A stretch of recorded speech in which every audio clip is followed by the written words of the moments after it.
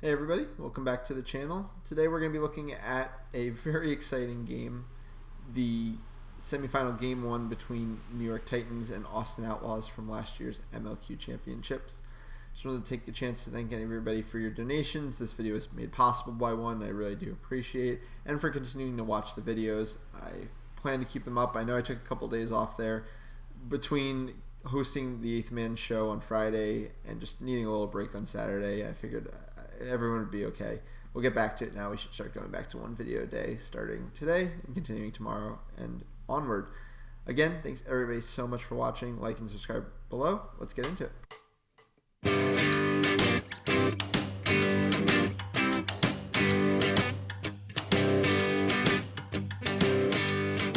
Alright, so today we're going to be looking at game one of the MLQ Championships semifinals from last year between New York and Austin.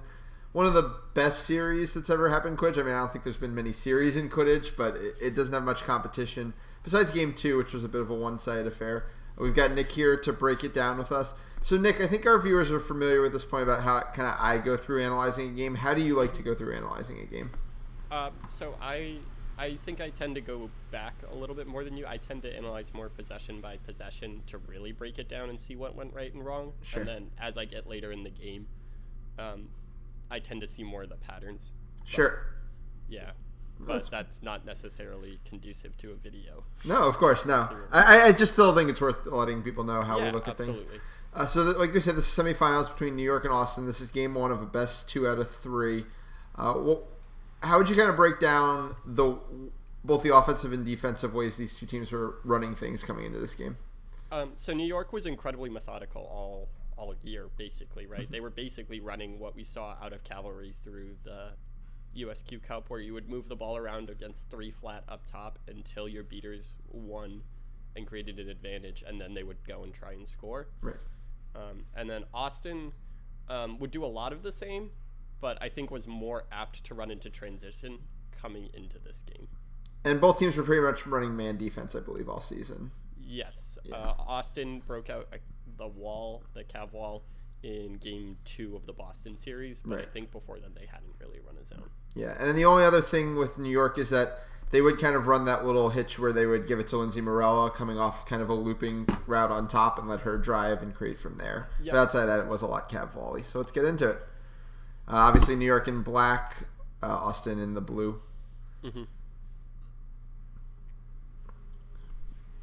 Pretty simple. I think Austin gets everything there. Yeah, they do. Yep.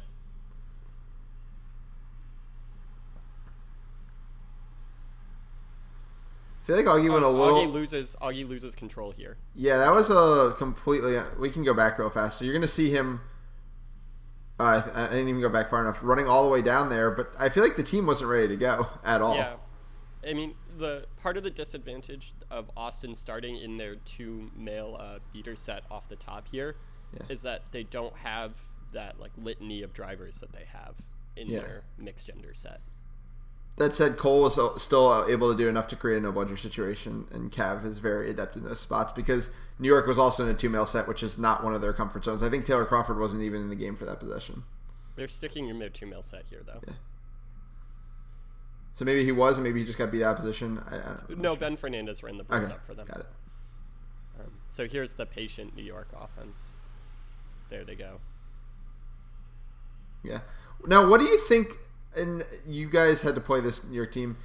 Would you be switching? It looks like they kind of actually have Marty here defending Lindsay, or at least defending space. But did you guys ever end up defending Lindsay when they kind of played this look, or were you guys still kind of leaving her unmarked? They really only played their 2-male set, I think, against us in game 3. Yeah. And at that point, a lot of it was just down to exhaustion with us. But if they're in this 2-male set and you're playing... man, you have to defend Lindsay. Yeah. It looks like he just came over for help defense, and that's how they got caught out of position there. I feel like the whole Austin defense was kind of out of whack on that play. Davis Rowe kind of floating where he was, too. Not really marking Taylor Crawford. And I think Kylie was also floating at the hoops. Yeah. Ooh. Oh, I guess this is just...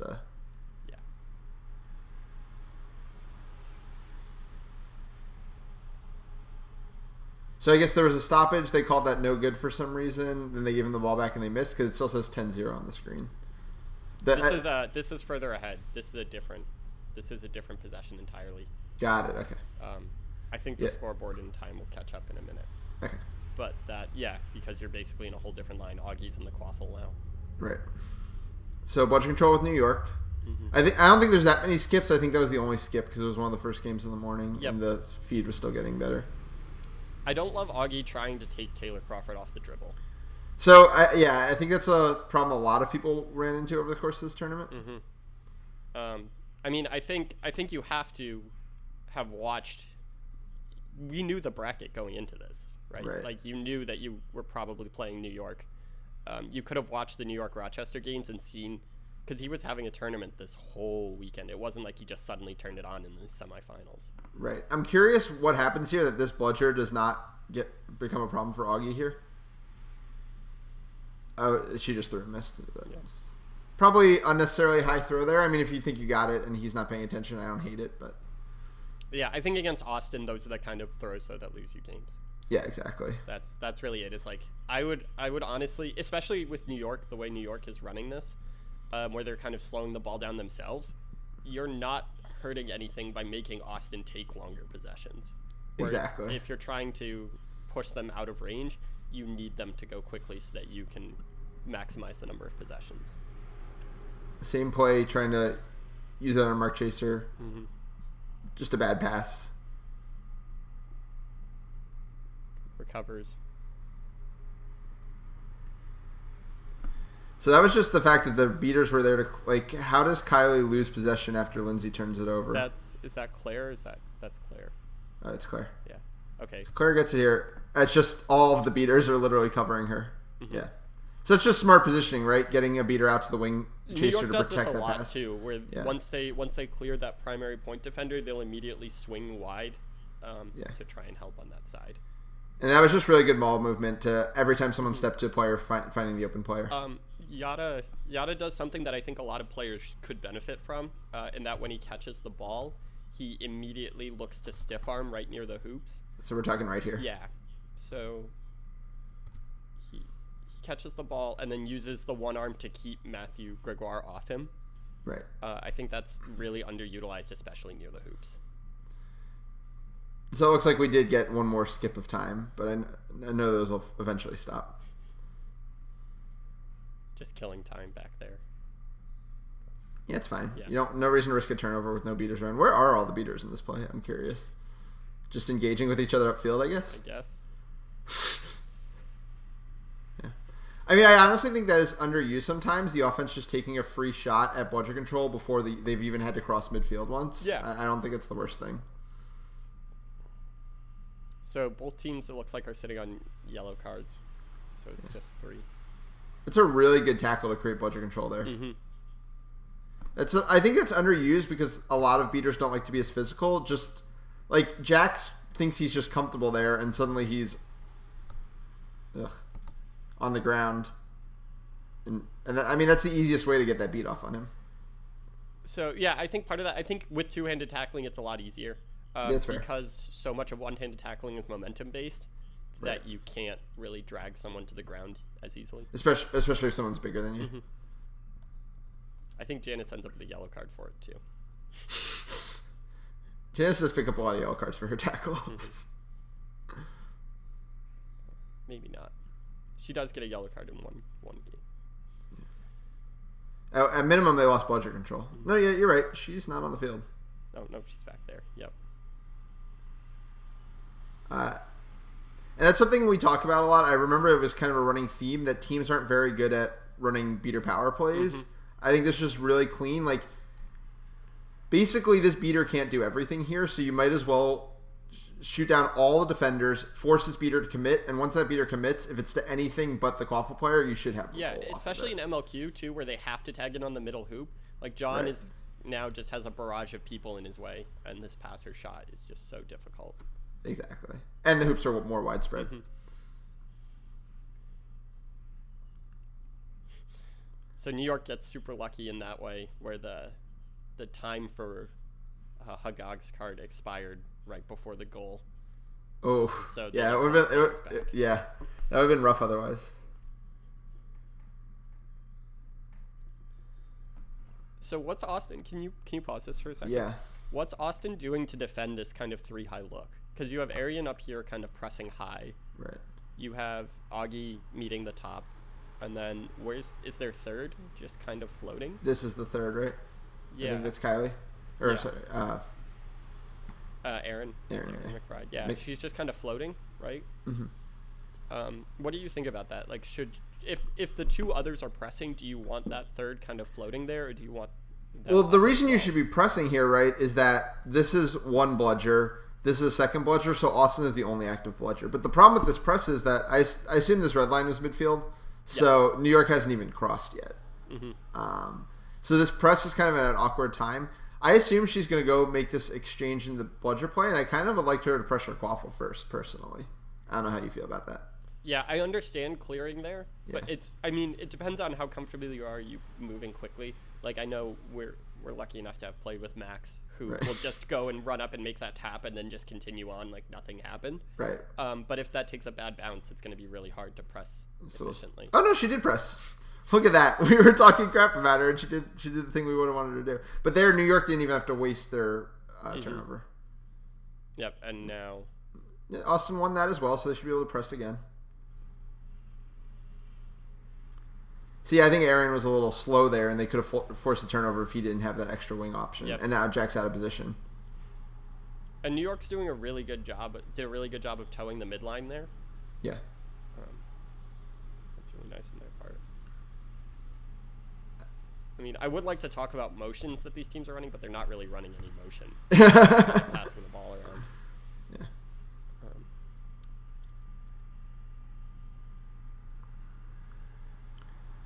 Austin able to get bludger control by kind of forcing that fast break there, but then pulling it back, but at least getting the beaters out of position enough. That's a perfect example of what you've talked about in your past, where teams kind of rush up the field and then slow it down. Right.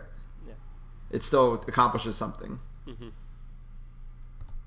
How do you feel about him kind of going in here while his beaters are just behind him in the play? I mean, that's kind of an Austin thing, right? Like, we saw that with the Lone Star. We've seen that with Texas A&M for years. It really depends on... So, like, here he's coming down the left side of the hoops, right, towards that short hoop. And you have Missy, I think that's Missy, right? In the back, Missy Henley, cutting around this back left side as well. Right. I think if that's the case, you need to have a person crashing the opposite side who's basically unmarked, so that you can force this across when the beat comes. Right, so you want Missy cutting this way, correct? Yes, or whoever's on the far right side. Right, though that is covered. That is covered. Okay, sorry, I didn't see the man. Yeah, so Missy needs to be cutting to the opposite side. But this only works because they can win this 1v1. If Crawford's on the field there, then I think this really breaks down. They shouldn't be running this offense. Yes, but I think it's smart of them to see that it's not Crawford. Right.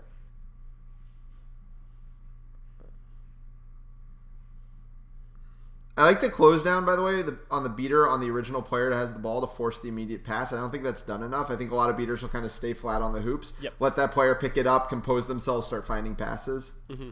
So even though I don't think she forced the turnover herself, she forced enough chaos to eventually get the turnover. Yeah, I agree.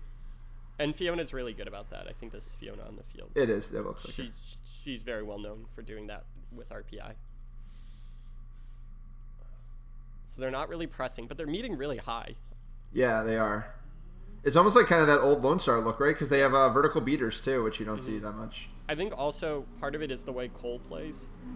Because Cole tries...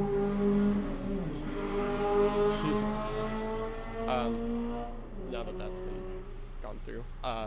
Cole... I just want to go back. Well, you can keep talking. Yeah. Cole really likes to play like very aggressive and use athleticism.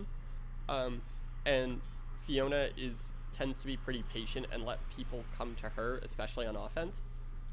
So you're kind of seeing the balance of that happening. Yeah, I think what makes this play, I think this is bad beater communication by New York. Mm-hmm. There's like, Fiona's not going to win this battle most of the time against Cole, especially with this positioning where he has a foot kind of towards her own hoops. Mm-hmm. So she needs some assistance from Walker here, and Walker looks like he's planning to engage on, I think that's McBride, I can't tell. So because they're on two different wavelengths here, Fiona loses this exchange, and then Austin presses off of it. McBride also immediately going out there to press the second she saw the exchange was won was really good. Yep.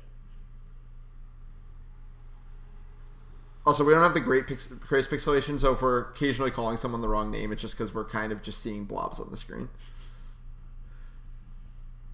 Don't at me in the comments. Arian gets a physicality card probably there. Guess so, yeah. Maybe a contact from behind because of the way they were turned when running back on the press. Yeah. That's big because New York definitely was turning the ball over there. Mm-hmm. So let's see if they attack the beaters any differently this play. Or they're just going to run a fast break. Ooh, great save that goal.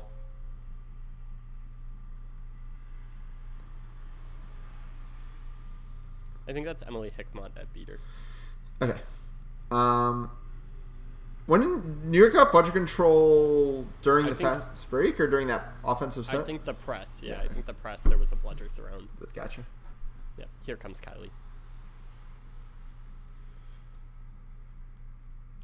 So Austin has one up high right.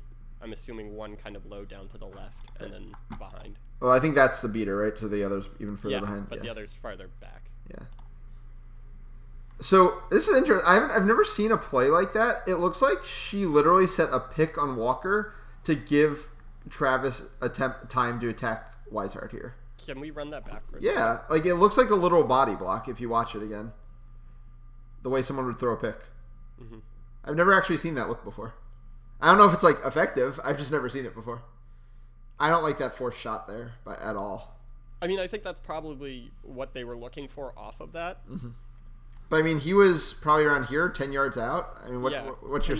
Can we go back one more time? I just want to see what Morella does on that because she's kind of floating on the far left side, like you see here. Pause for a second. So she's covering Hanley. Yeah, but she's not actively covering.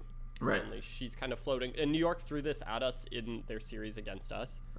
Us being Boston is where one would kind of float and mark the wing, but then as soon as the ball went to the other side, they would kind of sink in to cover that pass across. All right, and this is also on the penalty, which is why there's not that extra passing option. Mm-hmm. Okay, so she's just hard marking. Yeah. Hanley. Okay. That's fine. I didn't know if she did anything creative like sinking in to create sort of a mini half zone. Yeah. But so on that power play there, like I feel like you even more want him to just pull that out there instead of taking that shot. Yeah, and you're up 3. Yeah. So a really quick series of events. I don't think it's necessarily worth rewinding back. Mm-hmm. Yeah, I mean, I think that's just New York trying to push the pace again. Yeah. Trying to get the most out of that yellow card foul. Yeah, with bludger control, too. I mean, there's no reason not to. And I think McBride was beat on the play, so yeah. Yep. I think what we're seeing a lot of is Austin isn't quite used to seeing their level of physicality matched. Right. Quite as heavily. And you talked about this in the commentary on this game. But I think that's a really big deal. New York did a really good job this year of stepping up and being a more physical team. Right. And part of that's the two-handed tackling. Yeah. But you're seeing Austin kind of slow down the pace a little bit.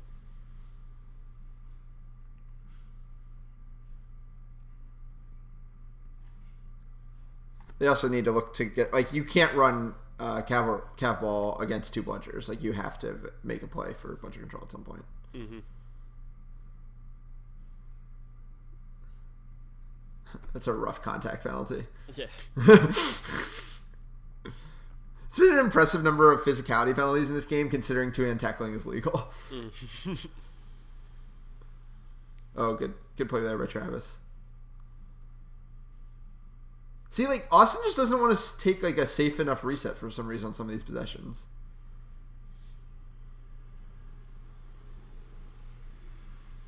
They lost bludger control in the process, too. Yeah, I think part of it is that they're so used to kind of not necessarily coasting to the finals, but like they're like, we can play, we're up on this team, and this is like the first time they've really hit that wall. Yeah, I like again them attacking on this weak side. This time coordinated, the two of them. Mm-hmm.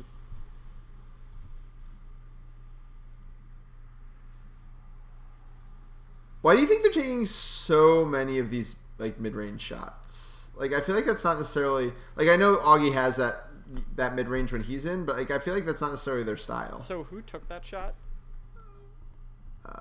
Looks like Davis.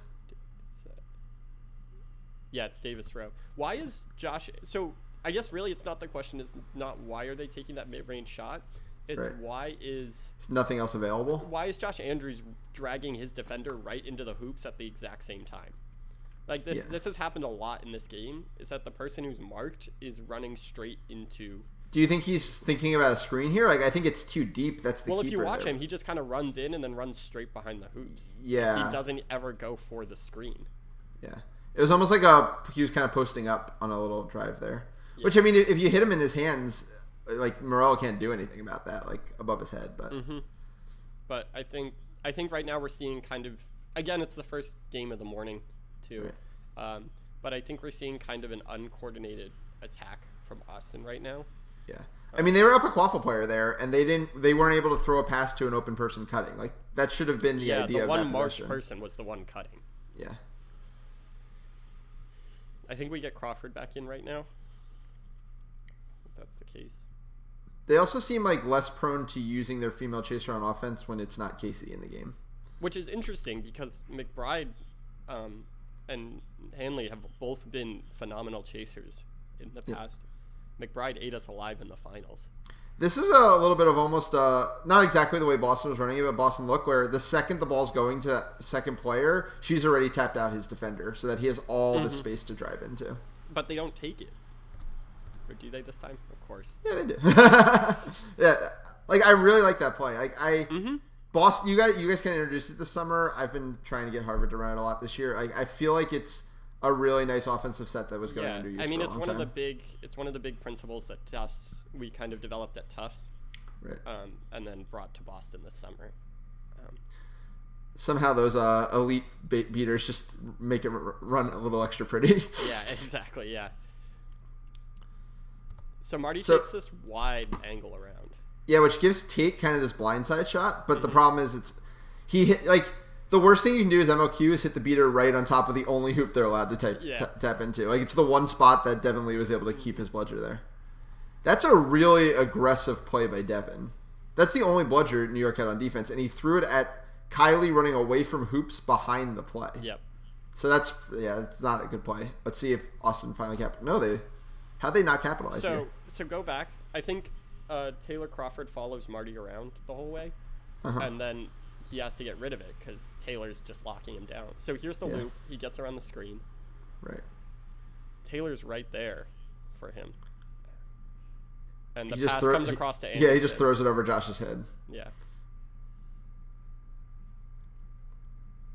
And then there's fast break. So I guess Devin probably did get bludger control with that, and then instant recognition by Jackson that Tate's beater was literally behind him if you'd run full speed.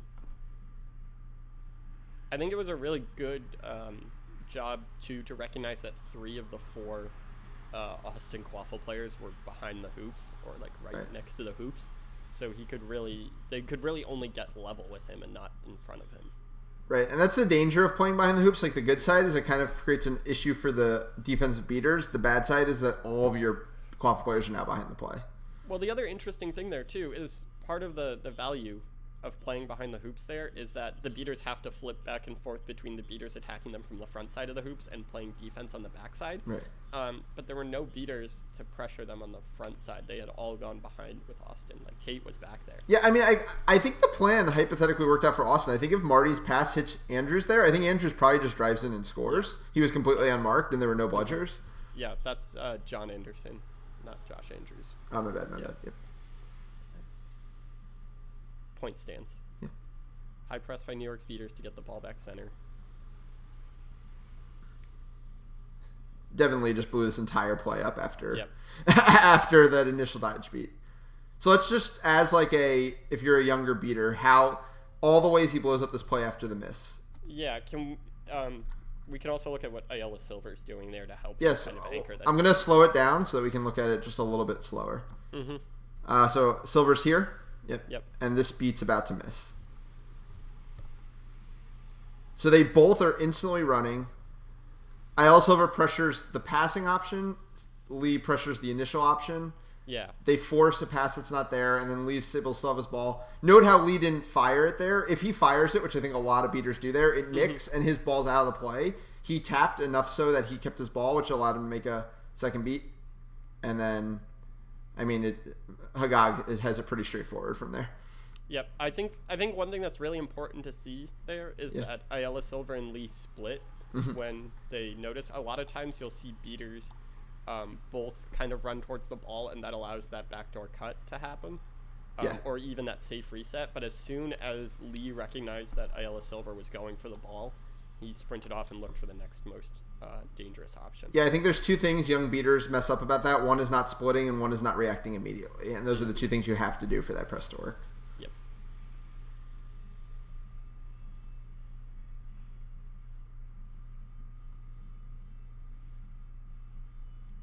Tate's again trying to attack from the back. But the Quaffle's not there, which makes it kind of a... Oh, they have bludger control, so that's fine. It's a great block by Lee. I don't love this kind of passing the ball around and then finally deciding to drive on Crawford. That's not what you want to settle for? You have all these options. He's playing very smart and playing back at his keeper zone line, right? So that they can't necessarily tap him out. But like Bermudez here is just all of a sudden just thinks he has a step on Crawford, and it's just been proven that that's not the case all weekend. Good placement by Irwin, and again, once she's back in the game, they're willing to work through her, and it seems to turn on their offense a little bit more. Yep.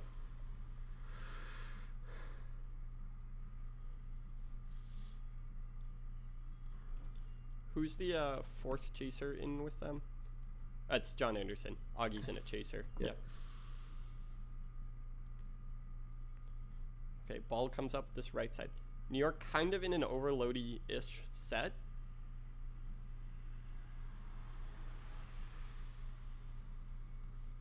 Good job by McBride, because she was kind of alone, and she was able to force enough of a pass. Could New York have just pulled this out for an easier reset, though? I think right here needs to just sprint back. Yeah, but I mean, can't Morel literally just walk? I don't think she saw it. She was looking at the bludger play. I don't think she ever sees McBride coming. Yeah, she looks at this bludger. Yeah, but then I think Yada probably should just run back here. I mean, I think McBride's bearing down on him, but right now, while he's going back, Hagag needs to be sprinting back, and Crawford needs to be sprinting towards Austin's hoops, just towards the back there. Yeah, Hagag stayed flat, and if he had run back and the pass just went wherever he was headed, I think they would have been fine. Tate is there with a bludger, but I think if he sprints as hard as he can back, he's at least drawing Tate back with him at the very least. So Austin goes into their 2-male set, I think, here in prep for snitch on pitch. Yep.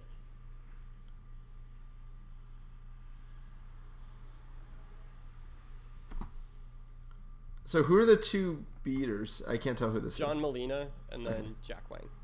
Okay. Is this who they stay with going to snitch on pitch? I think they do at the very beginning, but I don't think it's obviously a rotation after that.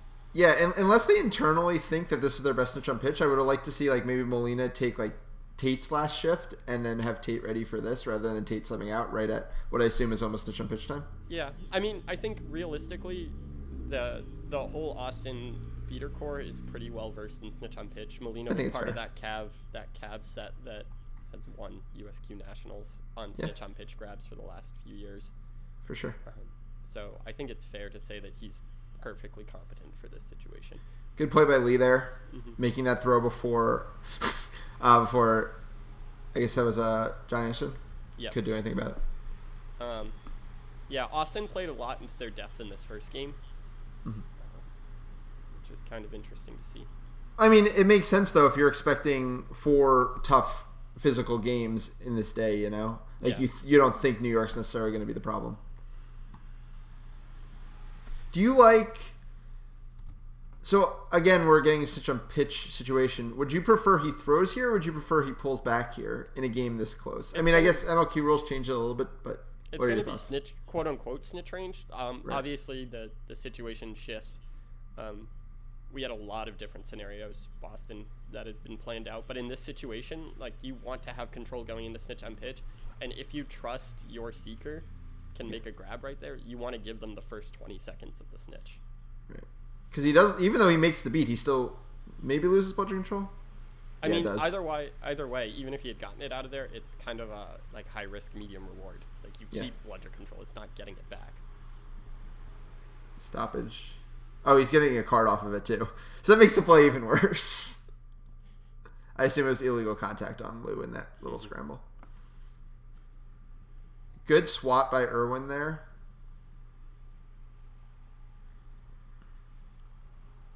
Does New York lose bludger control off that? Let's see. So Irwin gets the ball back. I don't know how Blitzky ends up off Broom here. The whole play is kind of weird. Is he asking? Oh, I think he wants the double swat call. Oh, I think he's going to get the double swat call. Yeah. Oh, glad I spent time analyzing that, huh?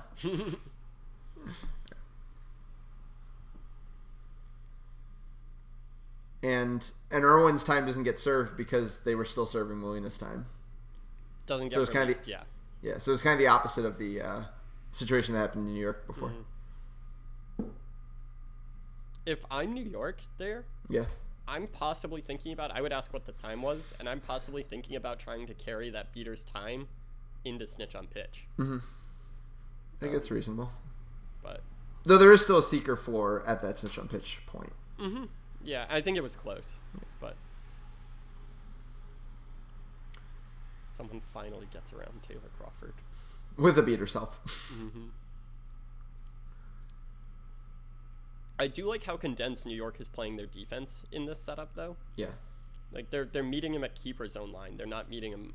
They're not meeting at like half where Boston tends to be meeting people. Which I think what you have to do if you think one of your defenders is a better defender than your other defenders, because you can't afford the switches from free tap beats. Yep. I like this play for Austin. It looks like they're just looking to get bludger control, and I think they did. Yeah. Just a patient, long play right before snitch on pitch. And this is the other thing, by the way, about you saying about the running it out till snitch on pitch, because there's all this extra time on this possession, too. Yep. So 70-70. This is... well, the thing is with that, New York could have run it to exactly 20:01 and then just chucked the ball in a shot at Austin. So 70-70, without going too in depth on it, were you guys generally looking at in a tie game in MLQ rules? Yeah, snitch is everything because the 40-point swing is basically the game decider. Basically the game, because you're both looking for first to 7. Right. Yeah, there wasn't going to be that much of a situation. It changes as you get closer to a set score, but as start here, we're going all seeker all the time. Right. So for those who don't know, the MLQ rules is the set score that just came up on the scoreboard. Actually, it's behind Nick. So the set score is, the game is 70-70, set score is 140, and the snitch is worth 45 points. So it's just whoever gets to 140 first.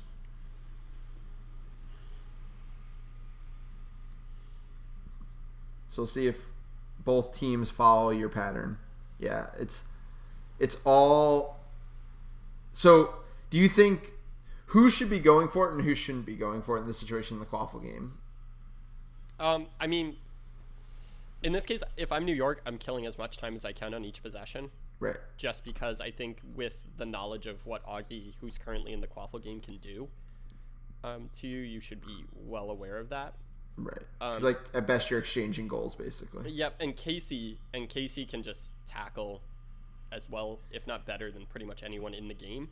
Yeah, so, like we were talking about how New York has that uneven defense situation. Austin doesn't really have that. Mm-hmm. Still, good ball movement to get Jackson the ball eventually. Jackson's going to be their biggest threat in this snitch on pitch situation with no bludgers. Yep.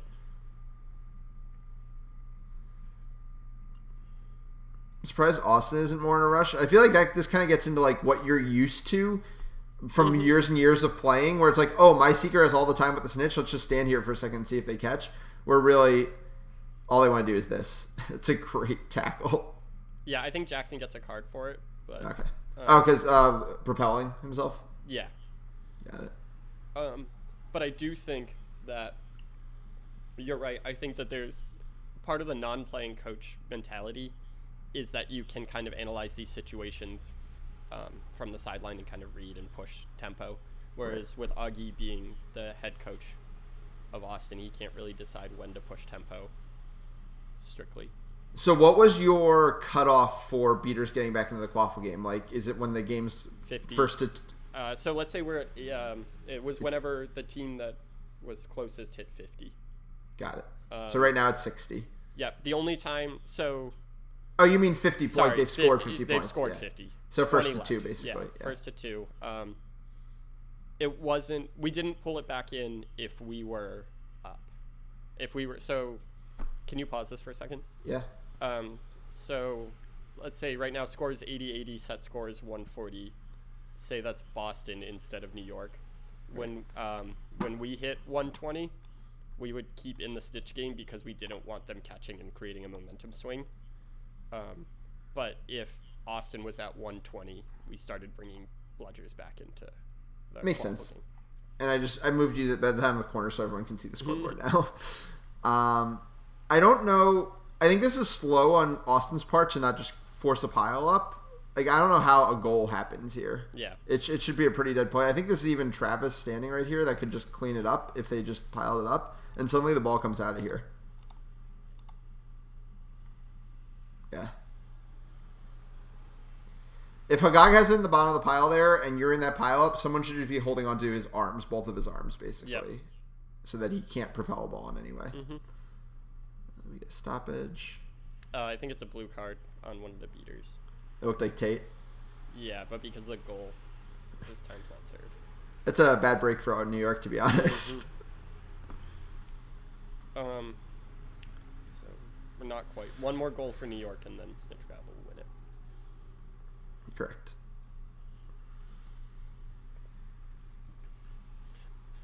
Do you like Hagag being out there for New York?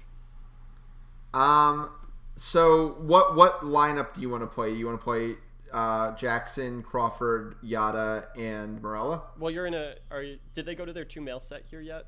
Or are they no, you are right. You are right. No, I mean just from a seeking standpoint. Like Hagag does come in to seek for them throughout this series. Yeah. And the fact that he's playing energy out here, when you have had people who have been laying, like I would honestly put Yada in. Yeah, I would think they'd be in a 3-person rotation of Jackson, Yada, and Crawford filling the 2 male spots right now. Mm-hmm. I think that's fair. But I think Hagag was playing very well this weekend. Yes, I agree. I would have liked to see, especially if Minson has been out there for 2 minutes seeking. Yeah, you need to get more rotation in. Also, without Crawford on the field, it just feels like free goals for Austin every possession. Mm-hmm.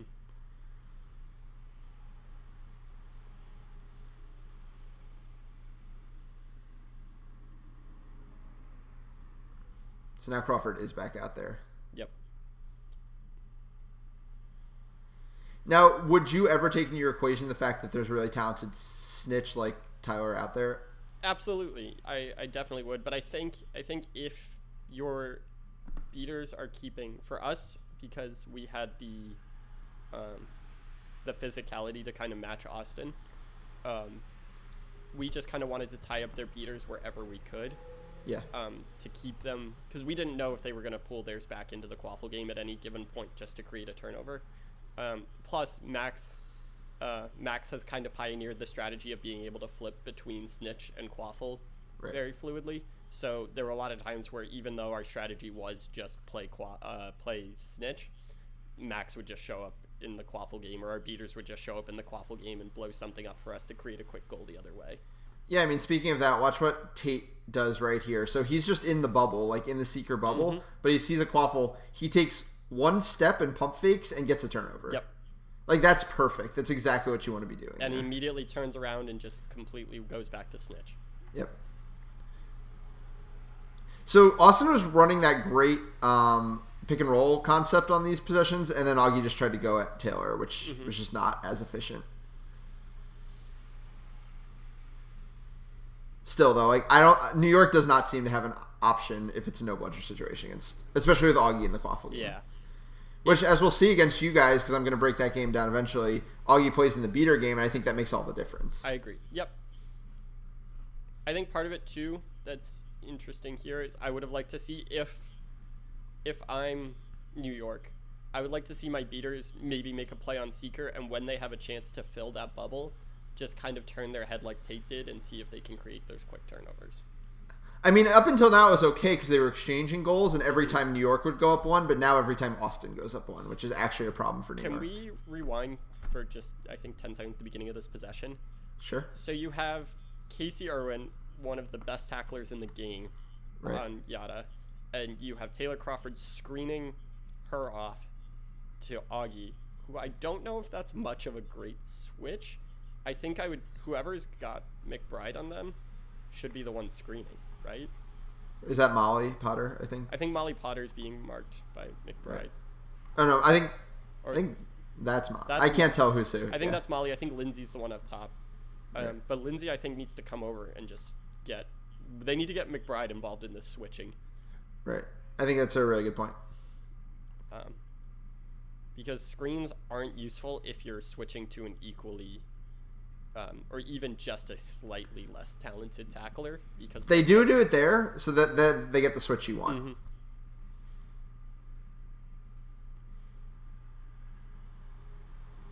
But you're right. If a team has very even tacklers, you still need to find the weakest one if you're going to attempt to switch. Yep. And it worked out. So the only thing I didn't like about that play per se is you watched Yada grab literally every New York or every Austin defender at one point and have them all staring at him. I think you need to look to Crawford or Morella or even Potter at that point.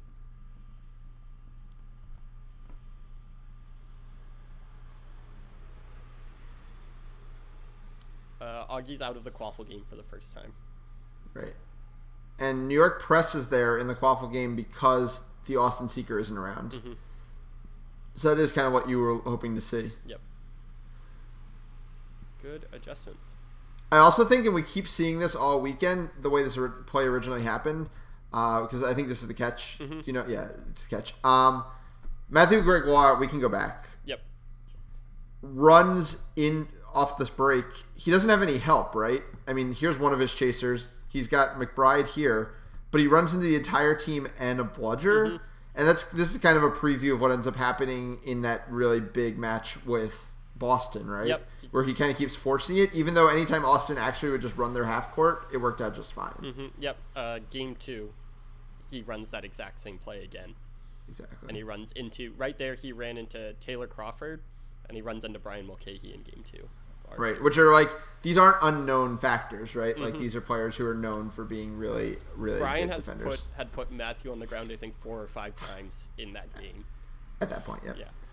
All right, so that's going to do it for this game. Any last closing thoughts on the game? So I think my biggest takeaway is that you have to be more aware of your lineups and what the other team is trying to do to those lineups.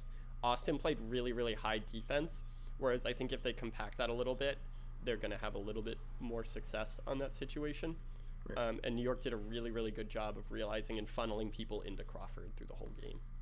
Yeah, and I think you kind of mentioned how Austin went kind of deep into their lines. I feel like this core has always kind of played their best games and their biggest games, and sometimes historically games that they weren't getting up as much for, they've kind of run into issues. You can think of like that Boom Train game they lost at HVI last season or something like that. It's definitely a bit of what it felt like here, but at the same time, I think New York just came at them very well. I think it didn't seem like one, outside of with snitch on pitch and no bludgers and Austin was an automatic goal, nothing else about this game felt like one team being significantly better than the other team, I would say. I think the other thing that this game shows is that if both teams play a man defense, cav ball works. Yeah. Like that's the biggest thing that you can see. Like the score before snitch on pitch was what, 70-70? 70-70, yeah. Yeah. So it's a slow game, but you're both scoring going both ways. Right, yeah, and these are the two teams I think both in their club and club and MLQ forms that kind of play the most cav ball-ish style, and neither one wanted to counter it with kind of the looks we've seen to counter that, be it a 2-2 zone or the cup look from Boom Train, like kind of the defensive ideas that have developed at this point to kind of target that type of offense. Yeah, I absolutely agree. All right, so that's going to do it for us today. Thanks everybody so much for tuning in, and have a good